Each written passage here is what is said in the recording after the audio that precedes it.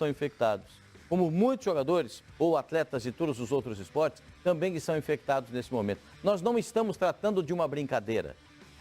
No Brasil, as pessoas tratam tudo como brincadeira, como gozação. Isso não é brincadeira, isso não é gozação, isso não é você não levar a sério. Quem não leva a sério isso, não leva a sério a própria vida. Porque ele está correndo risco. Quando você permite que um atleta profissional de futebol entre em campo para fazer uma partida, ele vai ter contato, ele tem o suor, ele tem a palavra, sai o perdigoto, saem as gotículas. Será que vocês não percebem isso?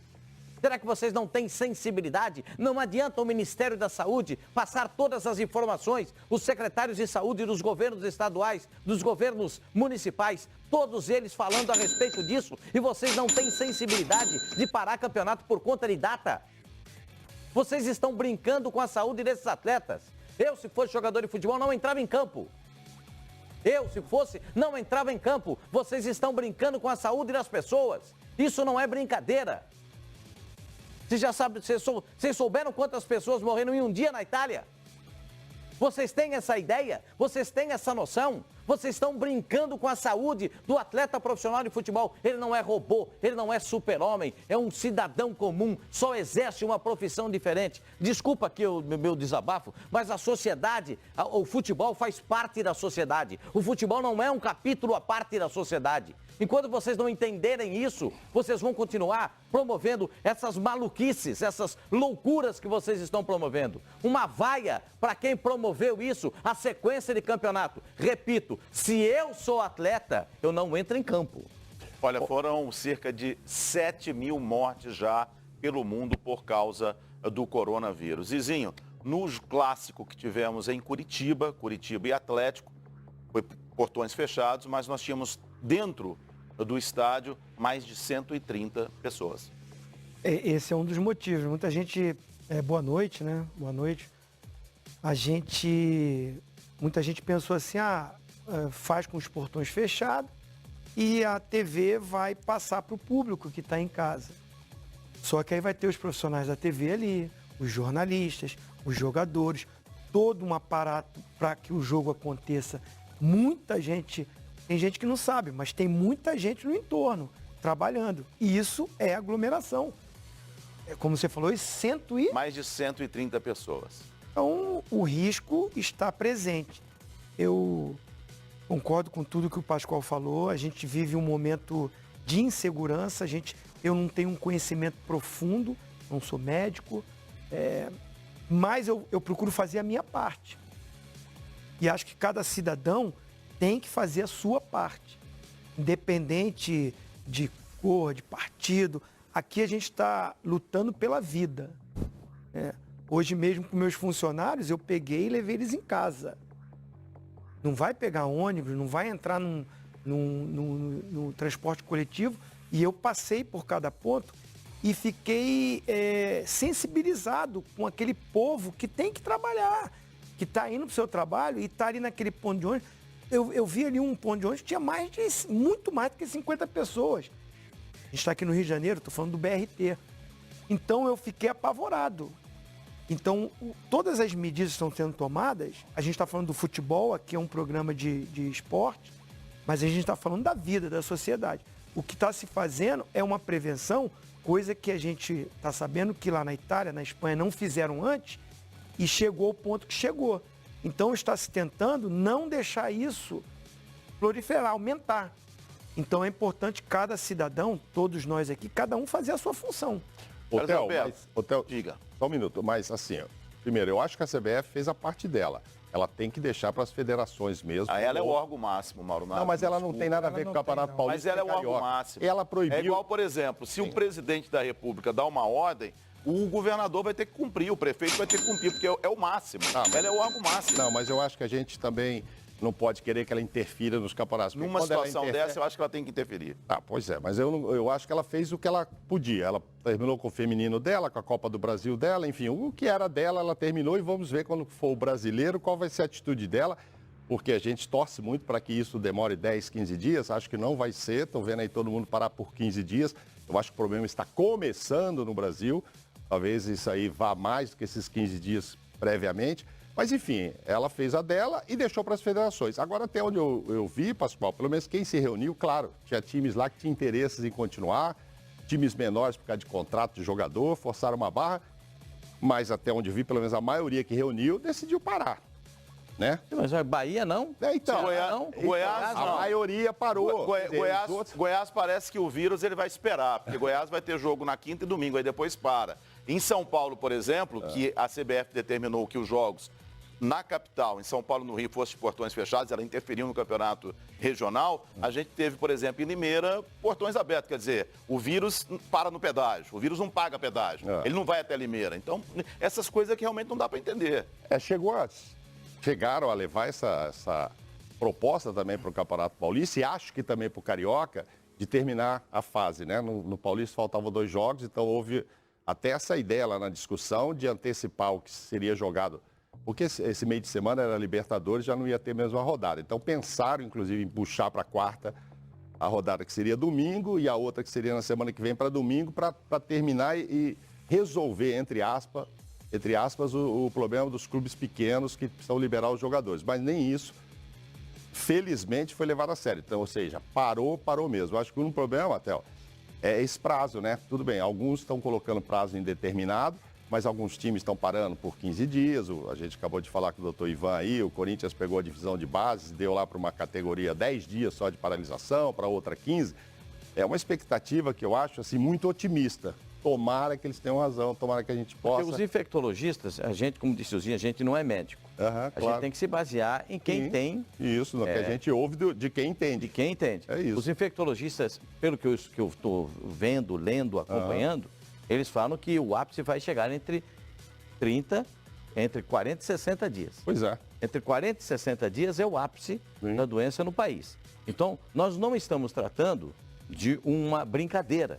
Claro. Nós estamos tratando de um período que será muito crítico para o povo brasileiro. E se você não conseguir paralisar, nesse momento, a ação do vírus na sociedade, o que vai acontecer? Isso se dissemina. E nós perderemos muitas vidas. Sim. É uma questão de análise. Eu não sou infectologista, eu sou jornalista. Agora, eu preciso me basear no que dizem os infectologistas.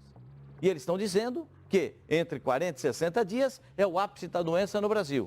Hoje o secretário de Saúde do Estado do Rio de Janeiro, hoje de manhã, numa coletiva, ele disse que no dia 4 de abril poderemos ter 24 mil pessoas infectadas no Rio de Janeiro. Só uma informação antes de você, Ricardo. O Flamengo informa que a contraprova realizada pelo técnico Jorge Jesus trouxe resultado inconclusivo para o Covid-19.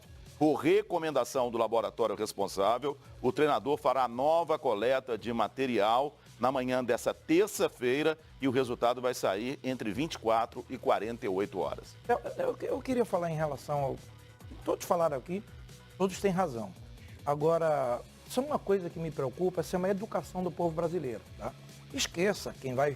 Eu não vou, porque eu não vou no estádio, que é aglomerado, muita gente, né? Eu não sou médico também, mas eu tenho escutado e tenho lido muitas coisas. Eu te pergunto uma coisa, sabe por que eles dão esse prazo? Você viu a praia como estava esse final de semana? Lotada. Entupida, amigo, de gente. Até a reserva. Até a boca. Isso chama educação. Educação. O que eles estão alertando, Itália, Espanha, é que eles não tiveram essa educação. Eles acharam que a coisa ia ser...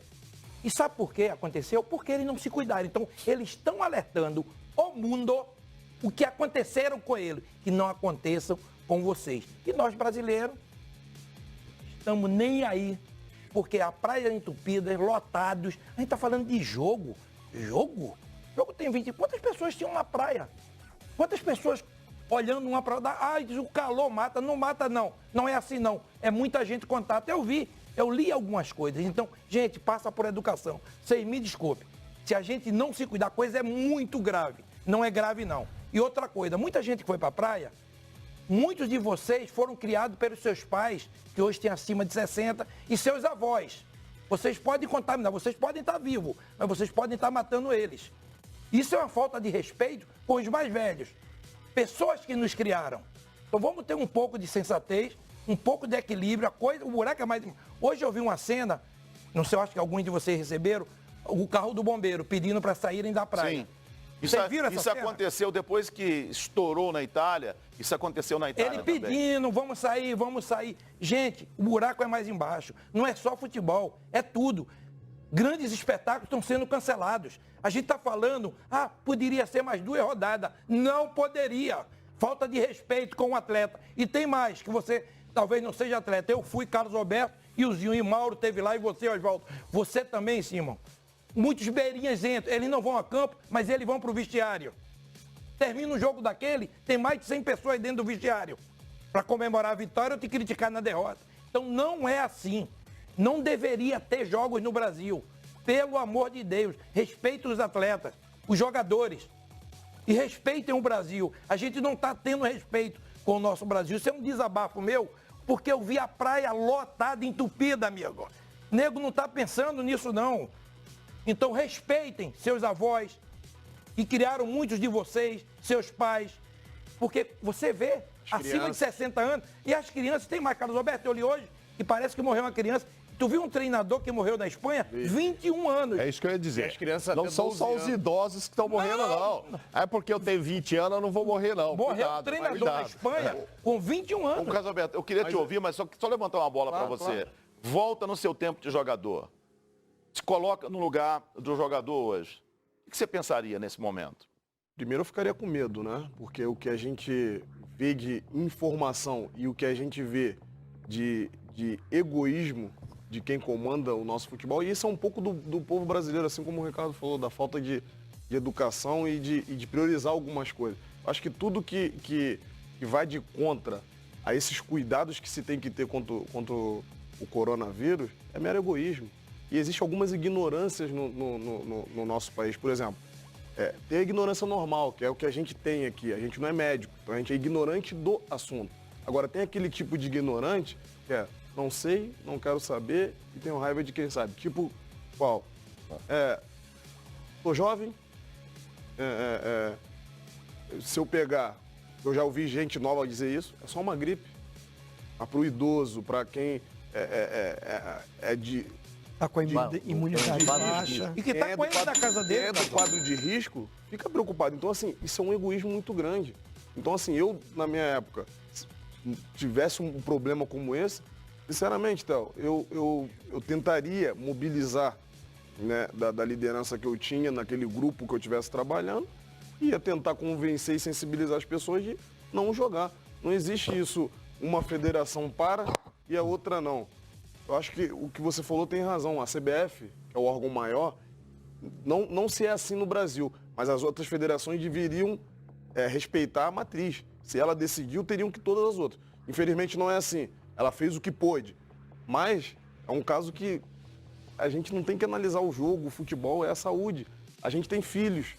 Né? Eu tenho crianças Tem seu pai, sua em mãe. casa, eu tenho meus pais que são idosos, então assim, a gente fica preocupado. A gente está com um colega nosso aqui que teve que se afastar. Semana passada o Jorge Jesus esteve aqui em contato conosco.